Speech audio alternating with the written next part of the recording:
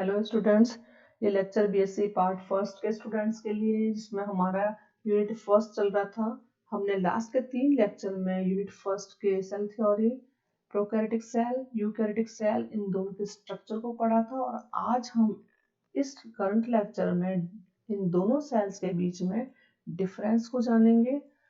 तो हम स्टार्ट करते हैं एक डायग्राम के साथ में। इस डायग्राम में आप देख रहे होंगे कि हमें दो अलग अलग सेल नजर आ रहे हैं। इन दोनों का ये हाफ पार्ट है। जो लेफ्ट साइड में सेल है वो यूकैरियोटिक सेल है, यानी ससीम केंद्र की कोशिका है।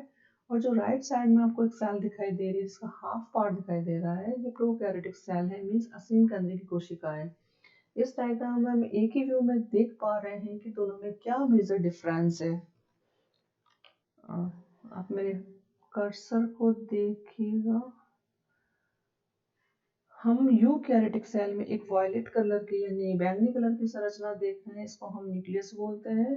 ये न्यूक्लियस प्रोकैरियोटिक सेल में एब्सेंट होता है। यूकैरियोटिक सेल के अंदर न्यूक्लियस में जो जेनेटिक मटेरियल संगठित होता है, वो जेनेटिक मटेरियल प्रोकैरियोटिक सेल के अंदर साइटोप्लाज्म में पड़ा मिलता है।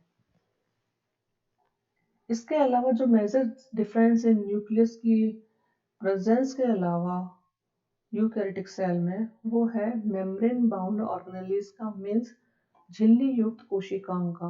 हम यूकैरियोटिक सेल में इस लेफ्ट साइड वाली सेल में खूब सारे झिल्ली युक्त कोशिकाओं को देख रहे हैं, जैसे गोल्जी बॉडी या Golgi complex, endoplasmic reticulum, mitochondria और लाइसोसोम। अगर ये यूकैरियोटिक सेल प्लांट सेल हो तो हम प्लास्टिड भी देख सकते हैं यहाँ पर, जो कि कोशिकांग है। इसके अलावा हम पेरोक्सिसोम्स एंड स्फीरोसोम्स भी देख सकते हैं। अब हम यहाँ प्रोकैरियोटिक सेल की बात करें तो यहाँ किसी भी प्रकार के झिल्ली युक्त कोशिकांग हमें देखने को नहीं मिलते हैं। ये दो मेजर डिफरेंस हैं इन दोनों सेल्स के बीच। पहला कि न्यूक्लियस की उपस्थिति यूकैरियोटिक सेल में होती है, प्रोकैरियोटिक सेल में नहीं होती है। और दूसरा, झिल्ली युक्त कोशिकांग पाए जाते हैं यूकैरियोटिक सेल में, और प्रोकैरियोटिक सेल में ये एब्सेंट होते हैं। इसलिए यूकैरियोटिक सेल प्रोकैरियोटिक सेल की तुलना में ज़्यादा विकसित या एडवांस है। अब हम एक एक करके इन दोनों के बीच के अंतर को पॉइंट वाइज समझेंगे। फर्स्ट जो अंतर है वो है न्यूक्लियस का। प्रोकैरियोटिक सेल में हमने यहाँ पर एक बैक्टीरियल सेल को दिखाया है, तो आप यहाँ देखेंगे कि यहाँ कोई भी स्फेरिकल स्ट्रक्चर मतलब न्यूक्लियस यहाँ नहीं दिखाई दे रहा है।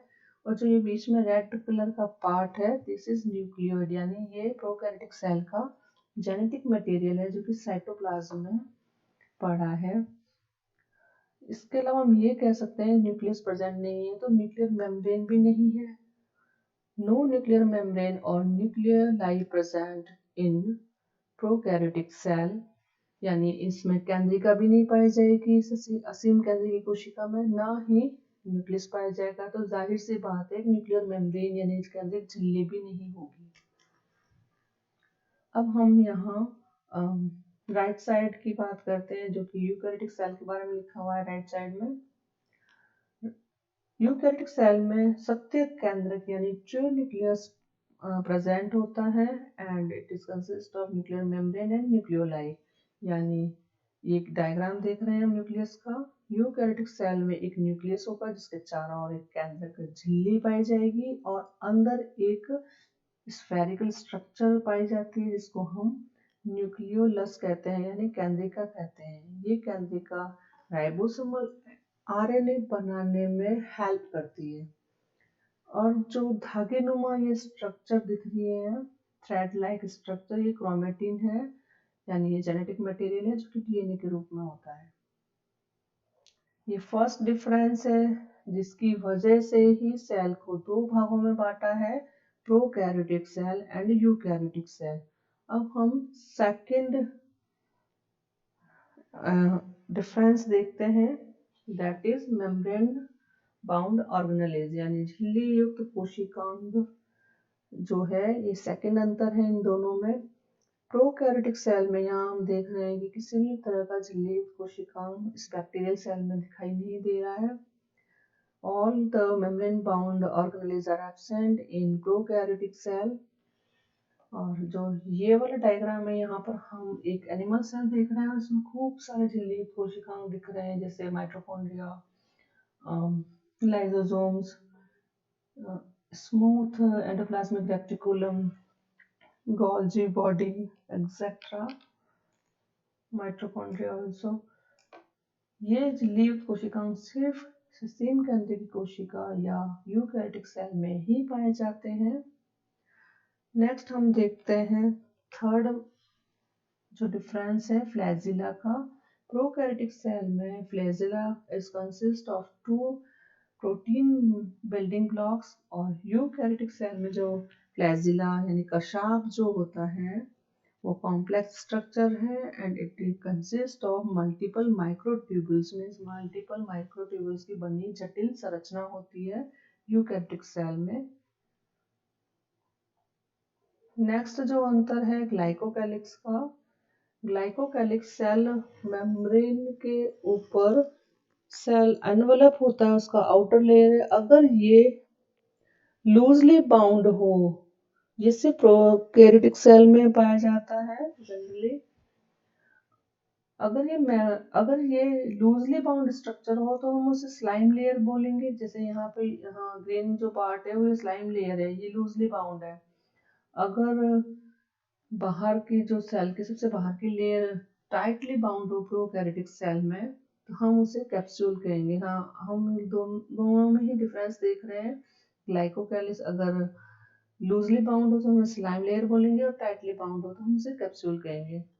इस टाइप की जो संरचना है यूकैरियोटिक सेल में किसी किसी सेल में ही प्रेजेंट होती है जिनमें सेल वॉल नहीं होगी। नेक्स्ट जो डिफरेंस है वो सेल वॉल का है। यूजुअली प्रेजेंट होती है पर प्रोकैरियोटिक सेल में सेल वॉल और केमिकली कॉम्प्लेक्स होती है। यहाँ पे हम एक टिपिकल बैक्टीरियल सेल देख रहे हैं। बैक्टीरियल सेल की ये सेल वॉल है। यहाँ से ये जो पोर्शन है सेल मेम्ब्रेन से जस्ट ऊपर का portion, it is made up of peptidoglycans. यहाँ पर ये cell wall of gram positive bacteria देख रहे हैं। ये सेल मेम्ब्रेन जो पार्ट है यहाँ ग्रीन वाला, इसके जस्ट ऊपर एक स्पेस है, और स्पेस के ऊपर हम जो ये वाला पार्ट देख रहे हैं जहाँ मेरा एरो है, this is the part of cell membrane, sorry cell wall. और ये सेल वॉल पेप्टिडोग्लाइकेन की बनी होती है। हमें यहाँ पे पेप्टिडोग्लाइकेन वर्ड याद रखना है क्योंकि इट इज वेरी इंपॉर्टेंट। ये पेप्टिडोग्लाइकेन्स की बनी सेल वॉल यूकैरियोटिक सेल में नहीं पाई जाती है। अब हम यूकैरियोटिक सेल की बात करें तो जब भी सेल वॉल प्रेजेंट होगी तो केमिकली रासायनिक रूप से वो बहुत ही सिंपल होंगी and it is made up of hemicellulose, cellulose and pectin. आप यहाँ पे देख रहे हैं बहुत ही सिंपल स्ट्रक्चर है। ये प्लाज्मा मेम्ब्रेन है किसी यूकैरियोटिक सेल की जिसमें सेल वॉल पाई जाएंगी। और प्राइमरी सेल वॉल का जो पोर्शन दिखाया गया है इसमें सेलुलोज के माइक्रोफाइब्रिल हैं, पैक्टिन है और हेमीसेलुलोज है। यानी कॉम्प्लिकेटेड स्ट्रक्चर नहीं होती है। यहाँ पर प्रोकैरियोटिक सेल के अंदर सेल वॉल थोड़ी कॉम्प्लेक्स होती है केमिकली। नेक्स्ट जो अंतर है वो प्लाज्मा मेम्ब्रेन का है। प्रोकैरियोटिक सेल के अंदर जो प्लाज्मा मेम्ब्रेन पाई जाएंगी उनमें no carbohydrate and generally they lack sterols, उनमें स्टेरॉल्स नहीं होंगे और कार्बोहाइड्रेट भी नहीं पाए जाएंगे। जबकि जो यूकैरियोटिक सेल का हम यहाँ डायग्राम देख रहे हैं इनमें इनकी प्लाज्मा मेम्ब्रेन में कार्बोहाइड्रेट भी प्रेजेंट होगा और स्टेरॉल भी प्रेजेंट होगा। मीन जैसे कोलेस्ट्रॉल पाया जाता है, ये कोलेस्ट्रॉल के मॉलिक्यूल हैं। And receptor is also present. हम यहाँ पे रिसेप्टर्स भी देखेंगे। दीज आर रिसेप्टर्स प्रोटीन के बने हुए होते हैं। ये रिसेप्टर प्लाज्मा मेम्ब्रेन के बीच में होते हैं और अणुओं के सेल के अंदर या बाहर आवागमन के लिए इम्पोर्टेंट है। ये जो प्लाज्मा मेम्ब्रेन का स्ट्रक्चर है इसमें बाहर का पार्ट है एक्सटीरियर और नीचे की तरफ सेल के अंदर का पार्ट है। नेक्स्ट जो डिफरेंस है वो साइटोप्लाज्म से रिलेटेड है। प्रोकैरियोटिक सेल में किसी भी प्रकार का कोशिका कंकाल नहीं पाया जाता है, न ही कोई प्रकार की साइटोप्लाज्मिक स्ट्रीमिंग मूवमेंट पाई जाती है। जबकि हम यूकैरियोटिक सेल को देखें तो यूकैरियोटिक सेल के अंदर हम इस डायग्राम को देखेंगे, इसमें ये जो नेटवर्क टाइप नजर आ रहा है ये साइटोस्केलेटन है, यानी कोशिका कंकाल है। और हम पढ़ चुके हैं कि कोशिका कंकाल माइक्रोफिलामेंट्स, माइक्रोट्यूबुल्स, इंटरमीडिएट फिलामेंट्स का बना होता है। इसके साथ ही यूकैरियोटिक सेल में जो ये वर्ड लिखा है साइटोप्लाज्मिक स्ट्रीमिंग, ये भी पाई जाती है। एक प्रकार की मूवमेंट होती है। हम यहाँ देख रहे हैं एक सेल है और यहाँ पे मूवमेंट कर रहा है साइटोप्लाज्म। ये जो मूवमेंट है ये हमें प्रोकैरियोटिक सेल में दिखाई नहीं देते हैं। अगला जो डिफरेंस है जो कि बहुत ही इम्पोर्टेंट है एग्जाम के पॉइंट ऑफ व्यू से, that is the difference of presence of ribosome of different types. Ribosomes जो है प्रोकैरियोटिक सेल के अंदर स्मॉलर इन साइज होंगे, थोड़े अपेक्षाकृत यूकैरियोटिक सेल के राइबोसोम की तुलना में छोटे होंगे। और 70S टाइप के राइबोसोम्स पाए जाते हैं प्रोकैरियोटिक सेल में, जबकि यूकैरियोटिक सेल में जो राइबोसोम पाए जाते हैं वो 80S टाइप के होते हैं। आप इस डायग्राम पे मत ध्यान दीजिए क्योंकि इन डायग्राम में दोनों का ही जो साइज है वो सेम बनाया गया है, बट यहाँ 80S टाइप का राइबोसोम है जो कि मच लार्जर होगा प्रोकैरियोटिक के 70S टाइप के राइबोसोम से। नेक्स्ट जो अंतर है क्रोमोसोम से रिलेटेड है। प्रोकैरियोटिक सेल का जो डीएनए है वो सिंगल सर्कुलर फॉर्म में पाया जाएगा और ये सर्कुलर है, बट ये ऐसे ही साइटोप्लाज्म में पड़ा हुआ है, इसलिए हमको इस तरीके से गुथा हुआ नजर आ रहा है। अगर हम इसे खोलेंगे तो ये हमको गोल नजर आएगा। And it lacks stones, stone एक टाइप के प्रोटीन्स होते हैं जो कि गुणसूत्र के डीएनए से गुणसूत्र बनने में यूज आते हैं। एक ऑर्गेनाइजेशन या एक संगठित डीएनए को संगठित करने में स्टोन्स का यूज होता है। और ये जो स्टोन प्रोटीन्स हैं ये प्रोकैरियोटिक सेल में एब्सेंट होंगे। अब हम बात करते हैं यूकैरियोटिक सेल की। यूकैरियोटिक सेल का जो डीएनए है वो लीनियर होता है और क्रोमोसोम्स में ये संगठित हो जाते हैं जब सेल को डिवाइड करना होता है। और हम जो ये डायग्राम देख रहे हैं हम इसमें ये पाएंगे कि किस प्रकार हिस्टोन्स का यूज करके ये जो डीएनए है ये गुणसूत्र की फॉर्म में आ रहा है। ये डीएनए है, यहाँ पर हिस्टोन से बाउंड हो रहा है।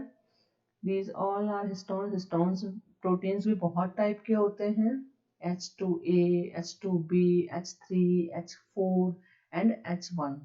ये हिस्टोन्स के टाइप है। ये जो गोलाकार स्ट्रक्चर है ये प्रोटीन है, दैट इज हिस्टोन प्रोटीन। तो जो डीएनए है ये हिस्टोन की मदद से ऑर्गेनाइज्ड होकर यूकैरियोटिक सेल में इस टाइप से क्रोमोसोम यानी गुणसूत्र का निर्माण करते हैं। नेक्स्ट जो डिफरेंस है वो सेल डिवीजन का है। प्रोकैरियोटिक सेल में बाइनरी फिशन पाया जाता है नॉर्मली, यानी हम यहाँ देख रहे हैं एक डायग्राम के माध्यम से कि किस प्रकार एक सेल में ये जो डीएनए है सेल का ये रेप्लिकेट होकर दो बना रहा है। फिर साइटोकाइनेसिस हो जाता है, जस्ट सेल के बीच में एक नॉच बनेगी और सेल दो भागों में डिवाइड हो जाएगी। इस टाइप से जो फिशन होता है इसको हम बाइनरी फिशन कहते हैं और ये प्रोकैरियोटिक सेल में होता है। और इस टाइप का ये जो डिवीजन है ये बैक्टीरिया में खूब पाया जाता है। यूकैरियोटिक सेल में माइटोसिस होता है, सेल डिवीजन यानी समसूत्री विभाजन होता है। उसकी फेजेस होते हैं, जैसे ये एक सेल है पहले इंटरफेज में जाती है, उसके बाद में डिवीजन फेज में जाती है और डिवीजन फेज को भी आगे प्रोफेज, मेटाफेज, एनाफेज और टीलोफेज में डिवाइड किया गया और लास्ट में आके डॉटर सेल्स बनती हैं। ये थोड़ा कॉम्प्लिकेटेड होता है, बाइनरी फिशन की तरह नहीं होता है। Next sexual reproduction. Prokaryotic cell में असूत्री विभाजन नहीं पाया जाता।